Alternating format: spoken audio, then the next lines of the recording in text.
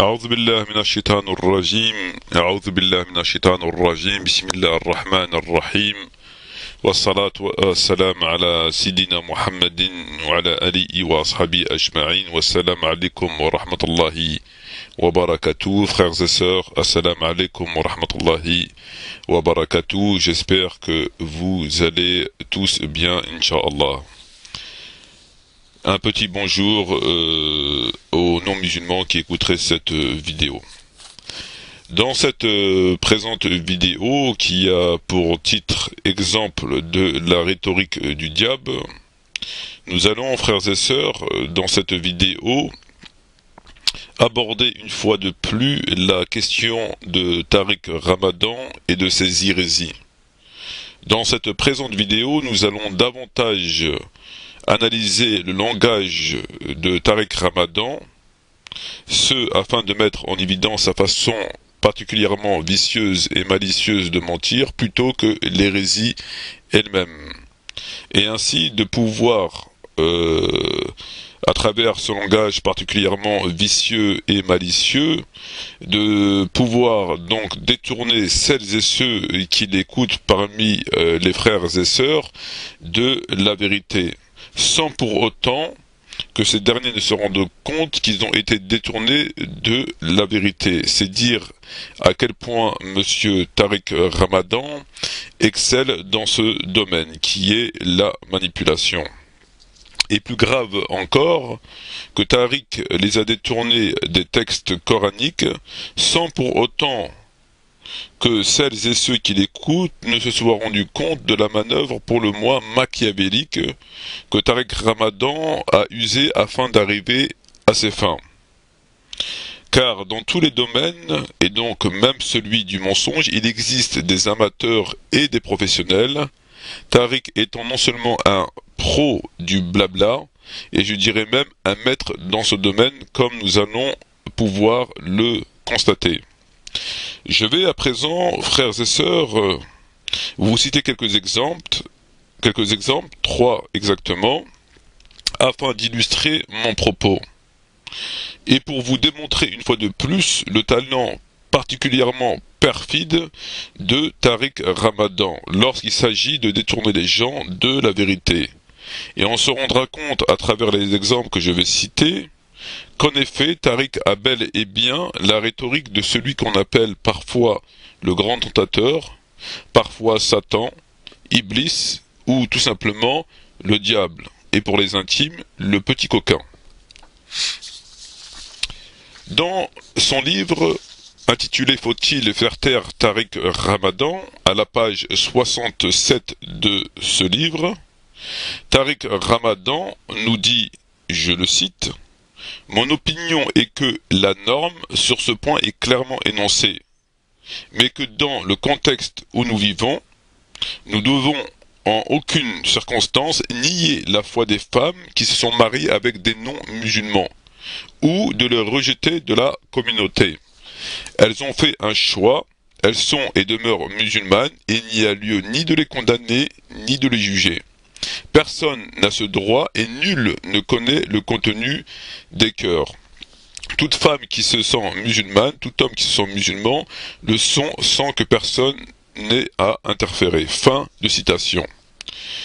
Lorsque l'on décortique les propos de Tariq Ramadan, cela nous donne ceci. La norme sur ce point est clairement énoncée. Nier la foi des femmes qui se sont mariées avec des non-musulmans ou les rejeter de la communauté. Elles ont fait un choix, elles sont et demeurent musulmanes, et il n'y a lieu ni de les condamner, ni de les juger.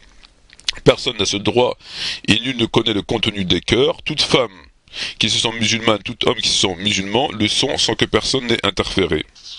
Alors, frères et sœurs, que pouvons-nous dire de ces propos ?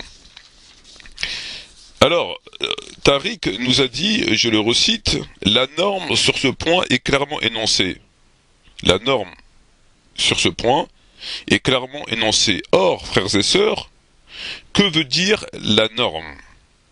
Si l'on se tourne vers le dico, on pourra trouver la définition du mot norme.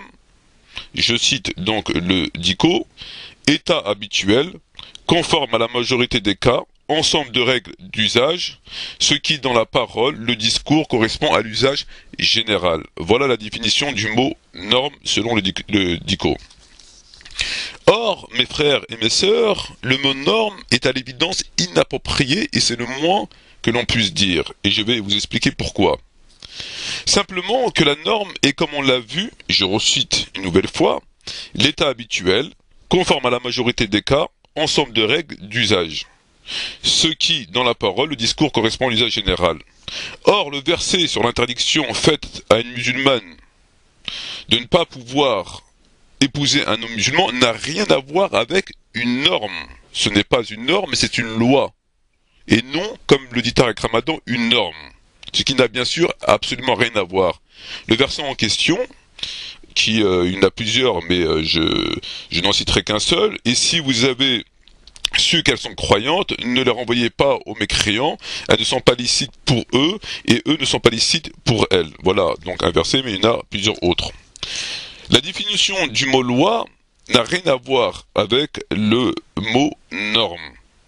Or, le verset en question n'est pas une norme, mais une loi. Et la différence est considérable, puisque la définition du mot loi veut dire règle ou ensemble de règles obligatoires, établies par l'autorité souveraine d'une société et sanctionnées par la force publique. Commandement que l'on donne, ordre que l'on impose. Voilà la définition du mot norme. On constate, mes frères et mes sœurs, que cela n'est donc pas tout à fait la même chose. Alors pourquoi Tariq a plutôt choisi le mot norme au mot loi? Est-ce le fruit du hasard ou une manœuvre parfaitement calculée? La réponse, vous la trouverez dans le même texte. En effet, que nous dit ensuite M. Tariq Ramadan? Revenons au texte. Il nous dit: nier la foi des femmes qui se sont mariées avec des non-musulmans ou les rejeter de la communauté, elles ont fait un choix, elles sont et demeurent musulmanes, et il n'y a lieu ni de les condamner, ni de les juger. On constate que non seulement Tariq ne condamne pas la violation de cette, non pas norme, mais loi, mais pire encore, il incite les autres à accepter cette violation, puisqu'il nous dit, je cite, elles ont fait un choix et sont et demeurent musulmanes, il n'y a pas lieu ni de les condamner, ni de les juger. En conséquence de quoi, frères et sœurs, le mot norme a été délibérément choisi, et cela aux dépens du mot loi. Puisque, en effet, la définition du mot loi veut dire, comme on l'a vu, règle ou ensemble de règles obligatoires établies par l'autorité souveraine d'une société et sanctionnées par la force publique.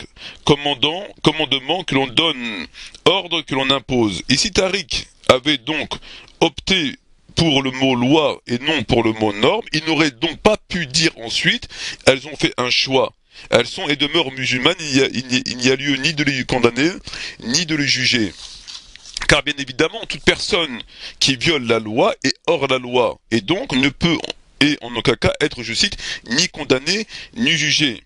Puisque le propre d'une loi, c'est que lorsqu'elle n'est pas respectée, elle engendre automatiquement une condamnation.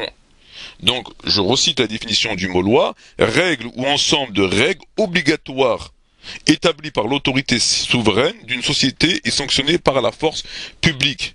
En définitive, non seulement Tariq se permet d'autoriser, ou en tout cas de minimiser grandement l'interdiction qui est faite à la musulmane de ne pas pouvoir épouser un homme musulman, mais pire, il incite les autres femmes à faire pareil, et il dit aux musulmans, chut, vous n'avez rien à dire, il ne faut pas juger ni condamner. En conclusion de quoi on se rend compte que le langage de Tariq est parfaitement machiavélique. Les termes qu'il a utilisés sont étudiés afin de mieux faire passer ensuite ces hérésies. Bien évidemment, la conclusion de ce sujet est très claire. Tariq Ramadan, lorsqu'il aborde la question du mot, du fait qu'une musulmane ne peut pas épouser un non-musulman, il dit qu'il parle de norme. La norme étant qu'une musulmane ne peut pas épouser un non-musulman. Donc c'est une norme. Ce mot a été volontairement, délibérément choisi pour mieux faire accepter l'hérésie qui va suivre. Lorsqu'il a utilisé le mot norme, la définition du mot norme, comme on a pu le voir, veut dire ensemble de règles, etc. À partir de là, ce n'est pas une loi, c'est une norme, c'est un ensemble de règles, etc. Donc, il peut dire ensuite, on ne doit pas ni les juger, ni les condamner. Ça colle. Par contre, s'il avait utilisé le mot loi et que le mot loi était de toute façon le mot approprié, puisque le verset en question est une loi et non pas une norme, c'est pas un ensemble d'usages, mais une loi proprement dite, puisque Dieu l'a interdit, comme on peut le lire dans le Coran et comme on peut le lire dans la Sunna, c'est une loi, c'est une interdiction, donc une loi. Et donc s'il avait utilisé le mot loi, il n'aurait pas pu dire ensuite qu'on doit ni les juger ni les condamner. Puisqu'une loi, le propre d'une loi, comme je l'ai dit, étant que on doit la respecter, et si on ne la respecte pas, on tombe sous le coup de cette loi, et donc on subit les effets du non-respect de la loi, comme le dit le DICO, règle ou ensemble de règles obligatoires établies par l'autorité souveraine d'une société et sanctionnées par la force publique. Donc, s'il avait utilisé le mot loi, qui était le mot approprié, il n'aurait pas pu dire ensuite ce qu'il a dit, c'est-à-dire que on doit ni les juger ni les condamner. Donc, à travers la conclusion de ce sujet, on voit bien comment Tariq Ramadan utilise les mots tout à fait choisis et tout à fait de façon tout à fait vicieuse afin de mieux faire passer ses hérésies.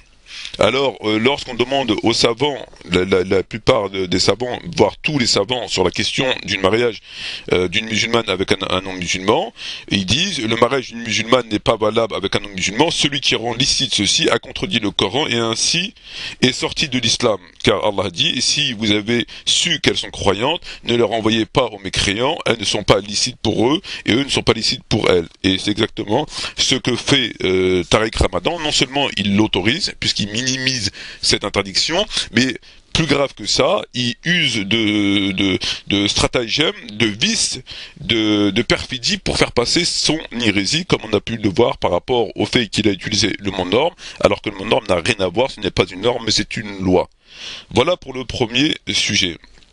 Nous allons évoquer le deuxième sujet, nous sommes environ à 12 minutes, lorsqu'il nous parle de la zakat.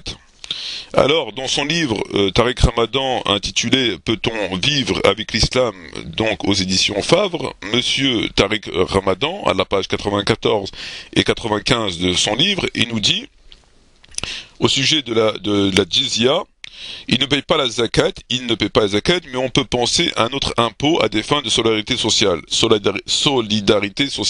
Le Coran et la pratique du prophète font référence à une autre taxe appelée jizya, que l'on a maladroitement traduit par capitation. Elle est une autre nature que la zakat, elle correspond à la participation financière des minorités en échange de leur protection de l'État.